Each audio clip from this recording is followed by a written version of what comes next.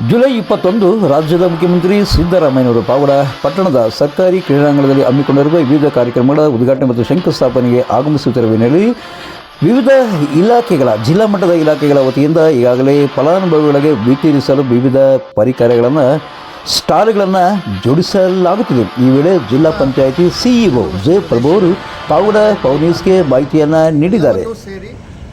ಸುಮಾರು 2,60,000 ನಾಗರಿಕರಿಗೆ ಬಳಕೆಗೆ ಯೋಗ್ಯವಾಗುವಂಥ ಶುದ್ಧೀಕರಿಸಿದ ನೀರನ್ನು ಬಹುಗ್ರಾಮ ಕುಡಿಯುವ ನೀರಿನ ಯೋಜನೆಗಳ ಮೂಲಕ ಕೊಡೋದನ್ನು ಲೋಕಾರ್ಪಣೆ ಮಾಡಲಿಕ್ಕೆ ಸನ್ಮಾನ್ಯ ಮುಖ್ಯಮಂತ್ರಿಗಳು ಬರ್ತಾ ಇದ್ದಾರೆ. ಇಡೀ ಜಿಲ್ಲೆಗೆ, ರಾಜ್ಯಕ್ಕೆ ಇದು ಒಂದು ಸಂಭ್ರಮದ ಕ್ಷಣ. ಇಡೀ ಆಡಳಿತ ವ್ಯವಸ್ಥೆ ನಾವೆಲ್ಲ ಎದುರು ನೋಡ್ತಿದ್ದಂಥ ಕ್ಷಣ. ಸನ್ಮಾನ್ಯ ಉಸ್ತುವಾರಿ ಸಚಿವರು, ನಮ್ಮ ಗ್ರಾಮೀಣಾಭಿವೃದ್ಧಿ ಪಂಚಾಯತ್ ರಾಜ್ ಸಚಿವರು, ಮಾನ್ಯ ಶಾಸಕರು, ಮಾನ್ಯ ಹಿಂದಿನ ಸಚಿವರು, ಮಾಜಿ ಸಚಿವರು, ಎಲ್ಲ ಜನಪ್ರತಿನಿಧಿಗಳು ನಾವೆಲ್ಲರೂ ಕೂಡ ಮುಖ್ಯಮಂತ್ರಿಗಳು ಹಾಗೂ ಇತರ ಎಲ್ಲ ಗಣ್ಯರನ್ನು ಬರಮಾಡ್ಕೊಳ್ಳೋದಕ್ಕೆ ಸಿದ್ಧರಾಗಿದ್ದೇವೆ. ಪಾವಗಡ ಅಂದ ತಕ್ಷಣ ಹಿಂದೆ ಒಂದು ಪರಿಕಲ್ಪನೆ ಇತ್ತು. ಆದರೆ ಕಳೆದ ಒಂದು 5-6 ವರ್ಷಗಳ ನಿರಂತರ ಪ್ರಯತ್ನದಿಂದ, ಅದರಲ್ಲೂ ಕಳೆದ 2 ವರ್ಷಗಳಲ್ಲಿ ಎಲ್ಲ ಯೋಜನೆಗಳಲ್ಲಿ, ಅದು ಶುದ್ಧ ಕುಡಿಯುವ ನೀರಿನ ಯೋಜನೆಗಳಾಗಿರ್ಬೋದು, ಜಲ್ ಜೀವನ್ ಮಿಷನ್ ಯೋಜನೆ ಆಗಿರ್ಬೋದು, ಅಥವಾ ನಮ್ಮ ನರೇಗಾ ಯೋಜನೆ ಆಗಿರ್ಬೋದು, ಕೃಷಿ, ತೋಟಗಾರಿಕೆ, ರೇಷ್ಮೆ, ಪಶುಸಂಗೋಪನೆ, ಶಿಕ್ಷಣ ಇಲಾಖೆ, ಆರೋಗ್ಯ ಇಲಾಖೆ, ನಗರಾಭಿವೃದ್ಧಿ, ಮಹಿಳಾ ಮತ್ತು ಮಕ್ಕಳ ಕಲ್ಯಾಣ, ಹೀಗೆ 10 ಹಲವು ಎಲ್ಲ ಇಲಾಖೆಗಳ ನೇತೃತ್ವದಲ್ಲಿ ಏನೇನು ಅಭಿವೃದ್ಧಿ ಕೆಲಸಗಳಾಗಿದೆ, ಉದ್ಘಾಟನೆಗೆ ಸಿದ್ಧ ಇದೆ, ಶಂಕುಸ್ಥಾಪನೆಗೆ ಏನು ಸಿದ್ಧ ಇದೆ, ಆ ಎಲ್ಲವನ್ನು ಕ್ರೋಢೀಕರಿಸಿಕೊಂಡು ಸುಮಾರು 715 ಕೋಟಿ ವೆಚ್ಚದ ಕಾಮಗಾರಿಗಳನ್ನು ಸನ್ಮಾನ್ಯ ಮುಖ್ಯಮಂತ್ರಿಗಳ ಅಮೃತಾಸ್ತ್ರದಿಂದ ಉದ್ಘಾಟನೆ ಹಾಗೂ ಶಂಕುಸ್ಥಾಪನೆ ಮಾಡಲಿಕ್ಕೆ ನಾವೆಲ್ಲ ಸಿದ್ಧರಾಗಿದ್ದೇವೆ. ವಿಶೇಷವಾಗಿ ನಮ್ಮ ನಲದಿಗಿಲು ಬಂಡಿ ಕ್ರಾಸ್ ಏನಿದೆ, ಅಲ್ಲಿ ಸುಮಾರು 30 ಜನವಸತಿ ಪ್ರದೇಶಗಳಿಗೆ ಝೋನಲ್ ಬ್ಯಾಲೆನ್ಸಿಂಗ್ ಟ್ಯಾಂಕ್ ಅಂತೇಳಿ ಸುಮಾರು 30 ಹಳ್ಳಿಗಳಿಗೆ ನೀರೋಗುವಂಥ ವ್ಯವಸ್ಥೆ ಏನಿದೆ, ಅಲ್ಲಿ ವಿದ್ಯುಕ್ತವಾಗಿ ಈ ಒಂದು ತುಂಗಭದ್ರಾ ಜಲಾಶಯದ ಬಹುಗ್ರಾಮ ಕುಡಿಯೋ ನೀರಿಗೆ ಮುಖ್ಯಮಂತ್ರಿಗಳು ಚಾಲನೆ ಕೊಡೋರಿದ್ದಾರೆ. ಆ ಜಾಗದಲ್ಲಿ ಅವರು ವಾಲ್ಗಳನ್ನು ಚಾಲನೆಗೊಳಿಸೋದ್ರ ಮೂಲಕ 30 ಹಳ್ಳಿಗಳಿಗೆ ಏಕಕಾಲಕ್ಕೆ ನೀರೋಗುವಂಥ ಒಂದು ವ್ಯವಸ್ಥೆ. ಅದಾದ ಮೇಲೆ ವೇದಿಕೆ ಕಾರ್ಯಕ್ರಮ ತಾವೆಲ್ಲ ನೋಡ್ತಾ ಇದ್ರಿ. ಈ ವೇದಿಕೆ ಕಾರ್ಯಕ್ರಮದಲ್ಲಿ ಮುಂದಿನ 1 ವರ್ಷ ಜಿಲ್ಲೆಯ ತಾಲೂಕಿನ ಎಲ್ಲ ನಾಗರಿಕರಿಗೆ ಏನೇನು ಸವಲತ್ತುಗಳನ್ನು ಕೊಡ್ತೇವೆ, ಕೃಷಿ ಇಲಾಖೆಯಲ್ಲಿ ಕೊಡ್ತೇವೆ, ತೋಟಗಾರಿಕಾ ಇಲಾಖೆಯಲ್ಲಿ ಕೊಡ್ತೇವೆ, ಈ ಥರ 10 ಹಲವು ಇಲಾಖೆಗಳಲ್ಲಿ ನಾವೇನು ಸವಲತ್ತು ಕೊಡ್ತೇವೆ ಆ ಎಲ್ಲ ಸವಲತ್ತುಗಳನ್ನು ನಮ್ಮೆಲ್ಲ ಹಿರಿಯ ಅಧಿಕಾರಿಗಳು, ಅವರ ತಂಡ, ತಾಲೂಕಿನ ಅಧಿಕಾರಿಗಳು, ಅವ್ರ ತಂಡ ಹಗಲಿರುಳು ಶ್ರಮಿಸಿ ಅದನ್ನೆಲ್ಲ ಜೋಡಿಸ್ಕೊಳ್ಳೋ ಅಂಥದ್ದು, ಮತ್ತು ನಾಳೆ ವಿದ್ಯುಕ್ತವಾಗಿ ಮುಖ್ಯಮಂತ್ರಿಗಳ ಅಮೃತಾಸ್ತ್ರದಿಂದ ಕೊಡಿಸೋವಂಥದ್ದು, ಅದಕ್ಕೂ ಕೂಡ ಸಿದ್ಧ ಮಾಡ್ಕೊಂಡಿದ್ದೇವೆ. ಅದೆಲ್ಲದರ ಜೊತೆಗೆ 5 ಗ್ಯಾರಂಟಿ ಯೋಜನೆಗಳ ಸಾಧನೆ ಏನಿದೆ, ಜಿಲ್ಲೆಯ ಸಾಧನೆ ಹಾಗೂ ತಾಲೂಕಿನ ಸಾಧನೆ, ಅದನ್ನು ಕೂಡ ನಾವು ಅನಾವರಣ ಮಾಡ್ತೇವೆ.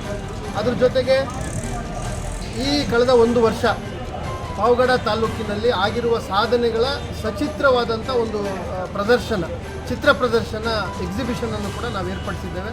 ನೈಜವಾಗಿ ಆಗಿರುವಂಥ ಎಲ್ಲ ಕೆಲಸಗಳನ್ನು ಚಿತ್ರಗಳ ಮೂಲಕ ಮುಖ್ಯಮಂತ್ರಿಗಳ ಆದ್ಯ ಗಮನಕ್ಕೆ ಹಾಗೂ ಎಲ್ಲ ಗಣ್ಯರ ಆದ್ಯ ಗಮನಕ್ಕೆ ತರಬೇಕು ಅಂತಕ್ಕಂಥದ್ದು ನಮ್ಮ ಅಭಿಲಾಷೆ. ಅದಕ್ಕೆ ಬೇಕಾದಂಥ ಸಿದ್ಧತೆ ಮಾಡಿಕೊಂಡಿದ್ದೇವೆ.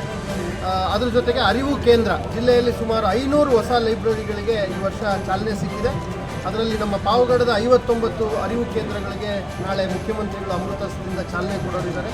ಈ ಥರ 10 ಹಲವು ಯೋಜನೆಗಳು, ಇದ್ರ ಜೊತೆಗೆ 5 ವಸತಿ ನಿಲಯಗಳು, ನಮ್ಮ ಹಾಸ್ಟೆಲ್ಗಳು, ಮಕ್ಕಳಿಗೆ ವಿದ್ಯಾಭ್ಯಾಸಕ್ಕೆ ಪೂರಕವಾಗುವಂಥ ಒಂದು ಇಡೀ ರಾಜ್ಯದಲ್ಲೇ ಮಾದರಿಯಾಗುವಂಥ ಒಂದು ವಸತಿ ಸಮುಚ್ಚಯವನ್ನು ನಾವು ಪಾವಗಡದಲ್ಲಿ ಏನು ನಿರ್ಮಿಸಿದ್ದೇವೆ ಅದರ ಲೋಕಾರ್ಪಣೆ ಕೂಡ ನಾಳೆ ಇದೆ. ಸೊ ಈ ರೀತಿ 10 ಹಲವು ಕಾರ್ಯಕ್ರಮಗಳನ್ನು ಜೋಡಿಸಿ ನಾಗರಿಕರಿಗೆ ಪಾರದರ್ಶಕವಾಗಿ ಯೋಜನೆಗಳು ತಲುಪಬೇಕು, ಅಭಿವೃದ್ಧಿಗಳು ಅವರ ಮನೆ ಬಾಗಿಲಿಗೆ ಹೋಗಬೇಕು ಅನ್ನೋ ದೃಷ್ಟಿನಲ್ಲಿ ಇಡೀ ಆಡಳಿತ ವ್ಯವಸ್ಥೆ ಈ ಒಂದು ಕೆಲಸವನ್ನು ಮಾಡ್ತಾ ಇದ್ದೇವೆ. ಇದಕ್ಕೆ ನಾನಾಗಲೇ ಹೇಳಿದಂತೆ ಮಾನ್ಯ ಉಸ್ತುವಾರಿ ಸಚಿವರು, ಮಾನ್ಯ ಸಹಕಾರ ಸಚಿವರು, ಜಿಲ್ಲೆಯ ಎಲ್ಲ ಮಾನ್ಯ ಶಾಸಕರುಗಳು, ವಿಶೇಷವಾಗಿ ನಮ್ಮ ಪಾವಗಡ ಕ್ಷೇತ್ರದ ಮಾನ್ಯ ಶಾಸಕರು ಹಾಗೂ ಮಾಜಿ ಸಚಿವರು, ಎಲ್ಲ ಚುನಾಯಿತ ಪ್ರತಿನಿಧಿಗಳು, ನಮ್ಮ ಗ್ರಾಮ ಪಂಚಾಯತ್ಗೆ ಗೌರವಾನ್ವಿತ ಅಧ್ಯಕ್ಷರುಗಳು, ಉಪಾಧ್ಯಕ್ಷರುಗಳು, ಸರ್ವ ಸದಸ್ಯರು ಎಲ್ಲರೂ ಕೂಡ ಸನ್ನದ್ಧರಾಗಿದ್ದಾರೆ. ನಾನು ಈ ಸಂದರ್ಭದಿಂದ 50,000 ನಾಗರಿಕರು ಬರುವಂಥ ವ್ಯವಸ್ಥೆಯನ್ನು ನಾವು ಮಾಡಿಕೊಂಡಿದ್ದೇವೆ. ವ್ಯವಸ್ಥೆ ಎಲ್ಲರಿಗೂ ಕೂಡ ಸುಮಾರು 40,000 ರಿಂದ 50,000 ಜನಕ್ಕೆ ಬೇಕಾದಂಥ ಎಲ್ಲ ವಾಹನ ವ್ಯವಸ್ಥೆ ಆಗಲಿ, ಊಟದ ವ್ಯವಸ್ಥೆ ಆಗಲಿ, ನೀರಿನ ವ್ಯವಸ್ಥೆ ಎಲ್ಲವನ್ನು ಕೂಡ ನಾವು ಮಾಡಿಕೊಂಡಿದ್ದೇವೆ. ಮುಕ್ತವಾಗಿ ಜನ ಬರಬೇಕು.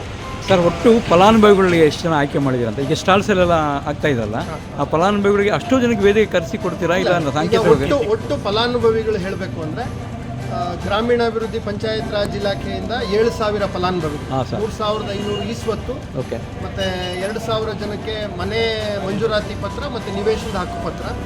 ಈ ರೀತಿ ಒಟ್ಟು 7,000 ಜನದ್ದು ಮತ್ತು NRLM ಮಹಿಳಾ ಸ್ವಸಹಾಯ ಸಂಘಗಳಿಗೆ 1,600 ಮಹಿಳೆಯರಿಗೆ 1.5 ಕೋಟಿ ತಲಾ ಒಬ್ಬ ಮಹಿಳೆಗೆ 10,000 ರಿಂದ 15,000 ರೂಪಾಯಿ ಬರೋ ರೀತಿಯಲ್ಲಿ ಅವರಿಗೆ ಸವಲತ್ತುಗಳನ್ನು ಕೊಡೋವಂಥದ್ದು ಆ ಇಲಾಖೆಯಿಂದ. ಕೃಷಿ ಇಲಾಖೆಯಿಂದ ಹತ್ತತ್ರ 700 ಜನಕ್ಕೆ ಅವರು ಫಿಸಿಕಲ್ ಭೌತಿಕವಾದಂಥ ಸವಲತ್ತುಗಳು, ಅದರಲ್ಲಿ ಟ್ರ್ಯಾಕ್ಟರ್ಗಳಾಗಲಿ, ಟಿಲ್ಲರ್ಗಳಾಗಲಿ, ಪವರ್ ಟಿಲ್ಲರ್ಸ್ ಆಗಲಿ, ಸ್ಪ್ರೇಯರ್ಸ್ ಆಗಲಿ ಈ ಥರದ್ದು ಕೊಡೋದು ಅವ್ರು ಸಿದ್ಧ ಮಾಡ್ಕೊಂಡಿದ್ದಾರೆ.